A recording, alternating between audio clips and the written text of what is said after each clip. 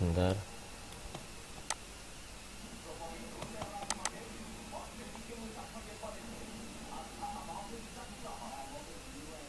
Oke, mohon maaf tadi ada jeda sebentar karena ternyata ini ada sedikit mengalami loading, jadi mengalami keterlambatan laptopnya.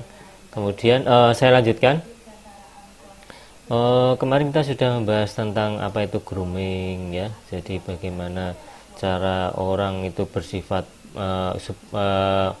berpenampilan menarik supaya nanti timbul kesan positif, supaya nanti ketika kita berkomunikasi dengan yang lain itu timbul ketertarikan sehingga komunikasinya berjalan dengan baik. Tapi selain berpenampilan menarik, tentu saja kita juga harus memperhatikan adat budaya serta tata krama yang berlaku dengan adat istiadat yang berada di lingkungan kita ya. Jadi baik tutur katanya dengan sopan, kemudian pakaiannya juga sopan ya. Jadi semuanya itu istilahnya menjadi satu. Jadi menjadi semuanya itu terglobalisasi atau menjadi satu dengan menampilkan diri kita berpenampilan secara menarik. Oke. Sekarang kita lanjutkan. Ada beberapa cara agar penampilan menimbulkan kesan yang menarik di hadapan pelanggan. Oke. Yang pertama yaitu berpenampilan rapi dan bersih ya. Berpenampilan rapi dan bersih. Oke.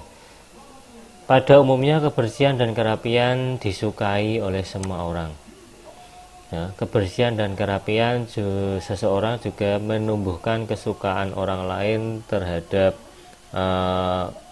diri kita atau kepadanya ya. Jadi yang penting adalah berpenampilan bersih dan rapi ya. Berpenampilan bersih dan rapi. Apakah pakaiannya harus mahal? Tidak ya. Yang penting kalau pakaiannya itu bersih, kemudian disetrika, kemudian kita menggunakannya secara rapi, kemeja, kemudian celana panjang ya. Kalau mungkin yang wanita itu atau muslimah pakai jilbab yang rapi lah, itu juga istilahnya itu juga menimbulkan ketertarikan ya. Artinya bukan ketertarikan terus suka, tidak, tetapi ketertarikan untuk berkomunikasi dengan yang baik ya. Jadi ketertarikan untuk berkomunikasi, sehingga harapannya nanti ketika kita punya suatu keinginan atau mungkin kita punya hal-hal yang bisa ditawarkan ke orang lain, lah itu nanti orang lain juga tertarik dengan kita berpenampilan bersih dan rapi ya. Tentu saja dengan penampilan bersih ya dimulai dari diri kita sendiri ya. Mungkin sering menjaga kebersihan diri, mandi, cuci tangan, kemudian gosok gigi, cuci muka dan seterusnya. Oke. Kemudian yang kedua yaitu tampil dengan menarik ya. Tampil dengan menarik. Kepribadian seseorang terpancar melalui penampilannya, yaitu pada keadaan lahiriah yang dapat dilihat. Nah, untuk itu maka seorang harus ya memperhatikan selalu tampil menarik dan apik ya. Jadi tampil dengan menarik sudah menjadi ciri khas. Jadi kepribadian seseorang itu biasanya terpancar melalui penampilannya yang bersifat bisa dilihat ya. Jadi cara berpakaian dan sebagainya ya. Untuk itu maka mutlak seseorang itu harus memperhatikan penampilannya agar selalu tampil menarik dan apik. Oke. Kemudian prinsip-prinsip yang perlu diperhatikan dalam berpenampilan yang menarik ya, ini ya. Jadi prinsip-prinsip yang perlu diperhatikan dalam berpenampilan yang baik. Oke. Yang pertama adalah tata cara berhias atau berdandan ya. Biasanya kalau yang suka bersolek atau berhias atau berdandan itu adalah wanita ya. Tapi ada kalanya juga seorang pria juga harus bisa berdandan ya, karena kalau misalnya ada tuntutan pekerjaan, seorang pria juga harus bisa berdandan. Misalnya kita kerja di bank, jadi sebagai customer service ya, jadi kalau kita bisa berdandan artinya berpakaian baik, berpenampilan baik, nah itu nanti customernya juga senang. Oke. Cara berhias dan menggunakan perhiasan perlu sekali diperhatikan agar penampilan kita menarik dan tidak terkesan norak atau seronok ya, tidak terkesan norak atau seronok. Apabila bersolek ataupun berhias, hendaknya tidak terlalu berlebihan. Berhias atau bersolek untuk pergi ke tempat kerja, ke sekolah ataupun ke pesta tentu saja tidak bisa disamakan ya. Mungkin kalau misalnya ke tempat pesta, ke tempat nikahan, atau mungkin kebetulan jadi istilahnya pagar ayu ya, atau mungkin yang membantu di pernikahan atau pesta pernikahan. Nah tentu saja butuh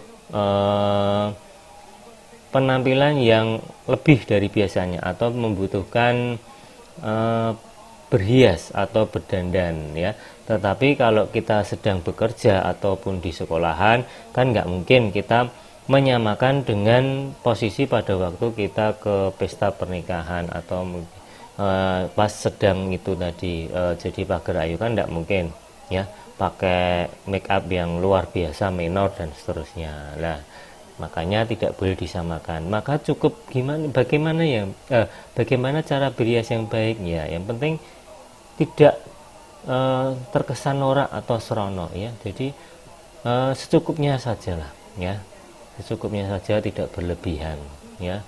Kalau berlebihan juga tidak baik. Mungkin ya namanya kalau misalnya tempat kerja, memang kalau tuntutannya tidak terlalu berhubungan dengan penampilan, ya sewajarnya saja ya. Kecuali kalau memang kita di tempat kerja yang istilahnya di permodelan yang membutuhkan penampilan yang lebih dari biasanya, lah itu nanti kan lain lagi ya. Yang penting sesuai dengan kondisi pada waktu kita berada di mana. Nah terutama di sekolah ya, banyak sekarang terutama ini yang anak-anak cewek ya, yang mungkin ya kalau dipandang memang sudah berlebihan ya. Kalau ke sekolah kan tujuannya ke sekolah belajar, kemudian selesai belajar kemudian kan pulang ya. Jadi tidak perlu bersolek yang berlebihan, memakai eyeshadow mungkin, atau mungkin memakai lipstick yang merah merona, atau mungkin yang sangat mencolok sekali ya, ataupun menggunakan malah pensil alis ya dan sebagainya. Nah itu kan sudah berlebihan. Padahal kalau ke sekolah ya intinya ya kita belajar ya, kalau sudah selesai ya sudah pulang kan, seperti itu. Tidak perlu berhias ataupun berdandan yang berlebihan, karena itu bukan tempatnya. Oke. Kemudian yang kedua yaitu tata cara berbusana berpakaian yang baik ya. Tata cara berbusana atau berpakaian yang baik ya, istilahnya adalah well grooming atau well groomed ya, yang biasanya digunakan untuk menggambarkan orang berbusana resmi ya, dengan baik dan menarik ya. Ingat, berbusana resmi ya, berarti kalau resmi itu ya berarti ya sesuai dengan ketentuan ya, pakai kemeja, pakai sepatu, pakai mungkin kalau harus diwajibkan memakai jas ya pakai jas, pakai dasi dan seterusnya. Berbusana yang baik dan resmi itu berarti berpenampilan yang rapi ya, sopan, luwes, kemudian serasi dan menarik sesuai dengan etiket dan tata krama pergaulan ya, atau namanya personal appearance ya. Jadi berbusana yang baik dan resmi itu identik dengan rapi ya, rapi pakai kemeja ya. Ini seperti gambar seperti inilah, gambar seperti ini ya. pakai kemeja, pakai baju, pakai dasi. Kemudian kalau memang diharuskan pakai jas, ya, pakai celana panjang, ya, luas, kemudian serasi, ya, artinya bajunya juga serasi, ya, tidak seenaknya sendiri, misalnya bawahannya merah, atasannya hijau, atau mungkin warna yang lain yang tidak matching, ya, tidak menarik, ya, sehingga orang melihat saja, wah kok aneh gini lah, itu malah nanti kita tidak malah akan menghambat proses komunikasi kita dengan orang lain, ya. Nah, tentu saja semua tadi baju yang kita kenakan harus sesuai dengan etiket dan tata krama pergaulan, ya, yang berada di sekitar kita. Kemudian yang ketiga, ya, karena Indonesia sendiri belum memiliki pakaian nasional, ya, maka untuk pakaian pria maupun wanita mungkin ada beberapa yang bisa dijadikan pedoman, ya. Biasanya kalau di daerah itu biasanya ada pakaian daerah yang bisa dianggap sebagai pakaian nasional. Saya contohkan misalnya, ya, ini tentu saja sudah kenal, ya, Bapak Agus dengan Ibu Anissa Pohan, ya. Nah, ini kan pakainya baju adat Betawi, ya, Abang None, ya. Ini pakai jas, pakai ini, kemudian pakai kebaya. Nah, itu kan adat Betawi, tapi kemudian bisa dianggap sebagai pakaian nasional, ya. Tadi karena, ya, resmi yang berasal dari pakaian regional dan dianggap sebagai pakaian nasional. Contoh lagi misalnya batik, ya, batik misalnya, batik mungkin di daerah, antara daerah misalnya batik Grobogan tentu saja berbeda dengan batik yang berada di Tegal. Lah, mungkin beda motifnya dan seterusnya. Lah, mungkin dari daerah itu tadi mungkin bisa dianggap sebagai pakaian nasional, ya. Jadi batik tadi. Tidak ada peraturan yang mengatakan bahwa pakaian sesuatu daerah di luar negeri harus dianggap sebagai pakaian nasional, ya. Tidak ada ketentuan pakaian yang berasal dari luar negeri itu sebagai pakaian nasional dari Indonesia. Misalnya pakai jas, pakai dasi, pakai sepatu pantopel, ya. Nah, itu bukan berarti dianggap sebagai pakaian nasional, ya. Tidak ada ketentuan. Tapi yang penting adalah sopan, rapi, dan tadi luas dan sesuai dengan etiket dan tata krama yang berada di lingkungan kita. Oke. Adapun pakaian dari setiap pertemuan resmi, khususnya untuk pria, itu biasanya dikategorikan dengan beberapa sebagai berikut. Oke. Yang pertama adalah pakaian lengkap, yaitu pakaian lengkap yang terdiri atas pentalon, jas, kemudian dasi, ya. Pada pagi hari sebaiknya tidak memakai warna hitam, itu sebaiknya, ya, karena biasanya kalau jas dan celana itu biasanya kan warnanya memang agak mengarah ke warna hitam, ya, biru tua, biru dongker, kemudian hitam, ya, jarang yang berwarna cerah, tetapi warna light color, ya, fungsinya adalah untuk memancarkan mempesona kita sehingga menarik lawan bicara untuk berkomunikasi. Kemudian pada waktu upacara kenegaraan sebaiknya berpakaian jas resmi dan lengkap, oke, kecuali pada kartu undangan tertulis sport shirt atau no jacket, ya. Biasanya kalau acara kenegaraan, misalnya upacara, biasanya memakai jas resmi, ya, dan lengkap, kecuali kalau mungkin pas upacara pembukaan olahraga misalnya, ya, harus pakai baju olahraga, ya, tetapi tidak memakai jaket atau memakai jaket dan training, lah itu lain, ya. Jadi sesuai dengan ketentuan, tetapi yang penting pakaiannya lengkap, ya, pakai baju, ya, jangan sampai pakai baju nggak pakai celana, atau terbalik, nggak pakai baju nggak pakai celana. Nah, nanti dikira siapa nanti, ya. Oke. Kemudian untuk pakaian resmi pria itu ada black tie ya, black tie, yaitu pakaian resmi terdiri dari celana hitam, kemudian kemeja putih, dasi kupu-kupu hitam, kaos kaki hitam, kemudian sepatu hitam ya. Di sini ada gambarnya, di sini ada perbandingannya. Satu pakai jas kupu-kupu, ini pakai dasi kupu-kupu, yang satu pakai dasi biasa yang panjang ya. Bajunya kalau bisa hitam ya, bajunya jasnya hitam ya, kalau kemejanya berwarna putih, kemudian kaos kakinya berwarna hitam, kemudian sepatu juga hitam. Oke. Di Amerika Serikat atau negara barat untuk beberapa musim dipakai black tie, dan untuk musim tertentu diwajibkan warna lain. Di Indonesia masalah pakaian resmi sangat fleksibel dan agak luas sehingga tidak harus berjas secara resmi ya. Memang kalau di Indonesia karena yaitu tadi cuacanya kan tropis ya, cenderung ke arah panas. Jadi kalau memakai pakaian lengkap seperti ini, jas, walah gerahnya kayak apa ya. Misalnya saya atau bapak ibu guru yang lain harus kalau mengajar harus pakai jas, pakai dasi, walah nanti kayak seperti mandi sauna ya, jadi keringatnya bercucuran kemana-mana ya. Oleh karena itu maka di Indonesia untuk pakaian resminya sangat fleksibel ya, dan luas. Yang penting tadi sopan, rapi, dan sesuai dengan adat istiadat yang berlaku di lingkungan sekitarnya.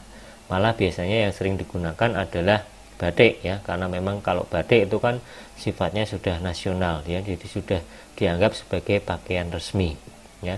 Batik, kemudian pakai celana, pakai sepatu, itu sudah dianggap sebagai pakaian resmi. Misalnya kerja di perusahaan tertentu, maka harus memakai pakaian resmi perusahaan. Nah, itu juga fleksibel ya, mungkin ada yang bermacam-macam. Jadi memang kalau di Indonesia tidak ada aturan untuk memakai jas. Oke. Kemudian dark suit ya. Pakaian dark suit adalah dianggap sebagai pakaian resmi untuk berbudaya berbusana Indonesia. Pakaian jenis ini dapat digunakan untuk pakaian sehari-hari dan acara resmi kenegaraan ya. Pakaian sehari-hari dan acara resmi kenegaraan. Oke. Di Indonesia banyak para pejabat kita yang memakai kemeja batik ya. Yang penting itu tadi sopan. Nah, ini ada perbandingan ya. Kalau di luar negeri, kalau pakaian resminya seperti ini ya, jadi pakai jas dan seterusnya. Tetapi karena di Indonesia tadi menyesuaikan kulturnya, menyesuaikan budayanya, maka yang sering digunakan adalah pakaian batik seperti ini ya. Jadi ini juga sudah dianggap sebagai pakaian resmi karena ini juga sopan ya. Jadi memakai batik, memakai celana yang sesuai dengan warna dan seterusnya. Oke, kemudian kita masuk ke apa sih yang dimaksud dengan kepribadian ya. Sebelum masuk ke kepribadian, ada beberapa poin penting yang ingin saya sampaikan ya, yang hubungannya dengan ketampanan dan kecantikan ya.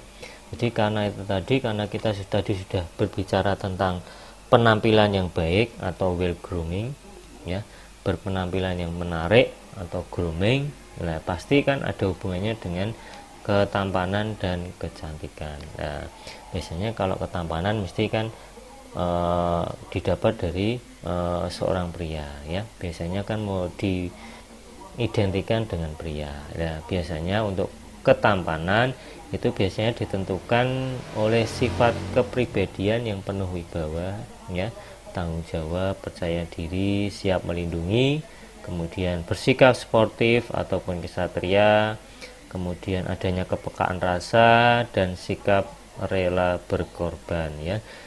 Jadi kalau ketampanan itu tidak mungkin tidak hanya dinilai dari segi fisik, dari segi wajah ya, atau mungkin dari segi warna kulit dan seterusnya, tetapi juga dari sikapnya ya, jadi sifatnya juga ya, misalnya sifatnya itu penuh wibawa ya, kemudian dia selalu bertanggung jawab terhadap apa yang sudah dikerjakan, kemudian dia selalu percaya diri, kemudian dia selalu siap melindungi seandainya ada suatu ketidakadilan dan sebagainya, kemudian dia juga bersikap sportif atau kesatria, kalau memang dia salah ya salah, kalau memang dia benar ya benar, mengaku benar. Kemudian adanya kepekaan rasa ketika temannya sedang mengalami masalah, dia ikut merasakan, kemudian ikut membantu menyelesaikan permasalahan tadi.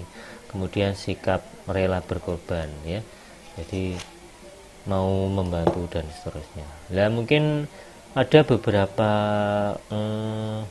ungkapan ya, beberapa ungkapan yang mungkin bisa kita renungkan, mungkin bisa menjadi pedoman hidup kita, yaitu hati sombong pangkal sifat-sifat yang tidak terpuji, sedangkan rendah hati adalah pangkal sifat-sifat yang anggun dan menarik. Oke, saya ulangi. Hati sombong pangkal sifat-sifat yang tidak terpuji. Jadi hati yang sombong itu biasanya merupakan pangkal dari sifat-sifat yang tidak terpuji. Kemudian sedangkan orang yang rendah hati adalah pangkal sifat-sifat yang anggun dan menarik. Jadi orang yang rendah hati biasanya memiliki sifat anggun dan menarik. Begitu juga dengan hubungannya tadi, kalau tadi sudah kita bahas tentang ketampanan, kita masuk ke kecantikan ya. Kalau kecantikan itu biasanya identik dengan wanita ya. Tapi mungkin sekarang ini ya agak terbalik juga ya. Jadi kalau misalnya kita lihat di televisi, mungkin siapa itu, Lucinta Luna atau siapa itu ya, jadi asal mulanya pria, kemudian menjalani operasi plastik dan seterusnya, kemudian dia berdandan selayaknya seorang wanita sehingga merasa ya seperti seorang wanita, kemudian ya kelihatan cantik. Nah, tapi bukan saya yang bilang ya. Oke. Kecantikan dari seorang wanita itu biasanya tidak hanya ditentukan oleh tadi ya, sekali lagi oleh wajahnya ya, atau parasnya atau mukanya ya, tetapi ataupun juga tidak diidentikan dengan tubuhnya ya, dengan kemolekannya ya dan seterusnya. Tetapi kecantikan itu juga timbul karena sifat-sifat kepribadian yang baik ya, timbul karena sifat-sifat kepribadian baik. Contohnya misalnya jujur, setia ya, kemudian ramah, kemudian halus, kemudian tutur katanya itu baik, kemudian feminim, percaya diri, kemudian keibuan dan mandiri ya. Jadi itu beberapa sifat yang mencerminkan ya kecantikan dari seorang wanita, yang tidak hanya identik dengan paras wajah, kemudian tidak identik dengan kemolekan tubuh, tapi juga sifat-sifatnya ya. Percuma saja kalau misalnya wajahnya cantik, kemudian kulitnya putih dan seterusnya, tetapi ketika dia berbicara saja itu yang keluar itu semuanya kata-kata makian. Nah, itu juga tidak mencerminkan kecantikannya ya. Jadi begitu ngomong itu wah sudah keluar itu kebun binatang semua, satu kebun binatang mungkin bisa disebutkan. Nah, itu juga tidak bisa dibilang wanita itu cantik, tidak ya. Tetapi karena tadi karena dia berbicara, bertutur kata saja itu sudah tidak mencerminkan kecantikan itu tadi. Ataupun itu tadi dia tidak ramah ya, sudah mungkin wajahnya parasnya cantik, tetapi ketika berbicara dengan orang lain, raut mukanya itu selalu cemberut atau mungkin selalu tidak menyenangkan, sehingga ketika kita mau berkomunikasi itu kadang juga tidak enak atau sungkan. Nah, itu juga merupakan bisa menghambat proses komunikasi ya. Dengan demikian maka sebelumnya untuk tadi ketampanan tadi sudah ada ungkapan ya guys. Sekarang kita kecantikan juga ada ungkapan ya. Jadi kecantikan juga ada ungkapan. Ungkapannya begini, yaitu wanita yang cantik adalah yang wanita yang cantik hatinya, bukan cantik parasnya ya. Wanita yang cantik adalah wanita yang cantik hatinya, bukan cantik parasnya ya.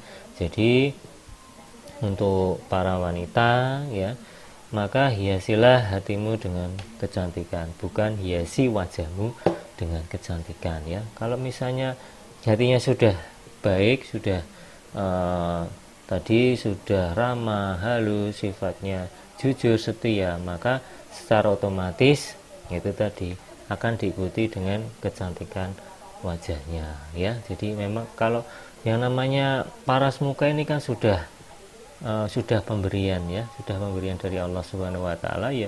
Kalau segini ya sudah segini ya. Ya yang bisa diperbaiki apa ya, sifat kita itu tadi ya, sifat-sifatnya. Dengan demikian ketampanan atau kecantikan tidak menjamin seorang laki-laki maupun penampilan seorang laki-laki atau perempuan untuk bisa tampil menarik ya. Bahkan tanpa bersolek ataupun berhias pun akan tampil cantik dan menarik jika memiliki sifat-sifat pribadi yang baik. Nah, sekarang baru kita masuk ke kepribadian. Oke, kepribadian.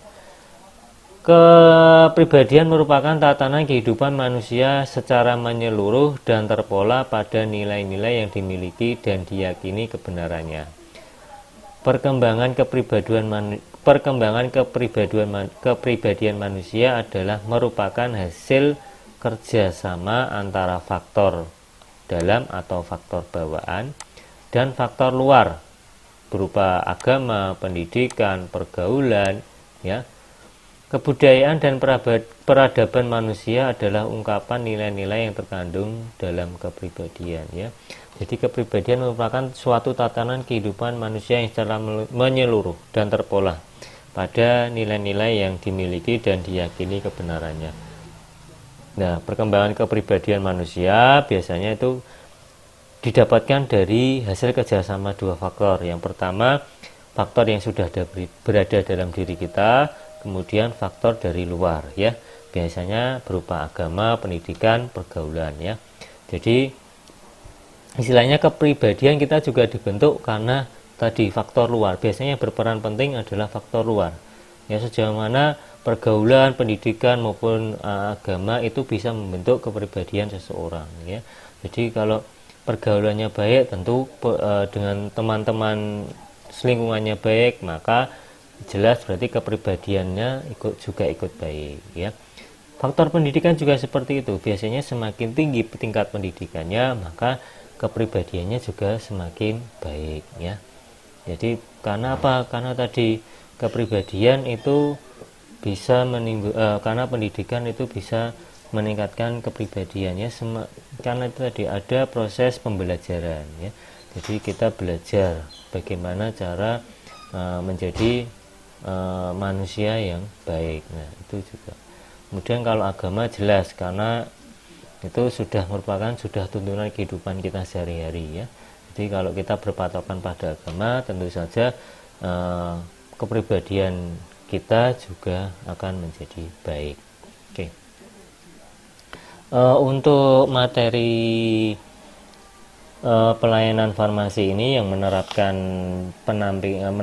standar penampilan diri, sementara saya cukupkan sampai sini. Nanti untuk slide berikutnya akan dilanjutkan pertemuan berikutnya. Oke, terima kasih karena sudah menyimak video pembelajaran ini.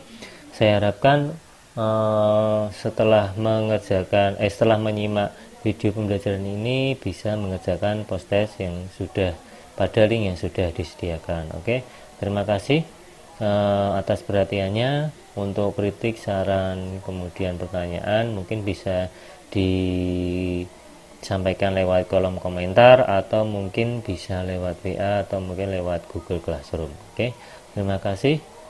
Semoga kita selalu diberikan kesehatan, keimanan, dan keberkahan dalam hidup kita. Oke, terima kasih. Assalamualaikum warahmatullahi wabarakatuh.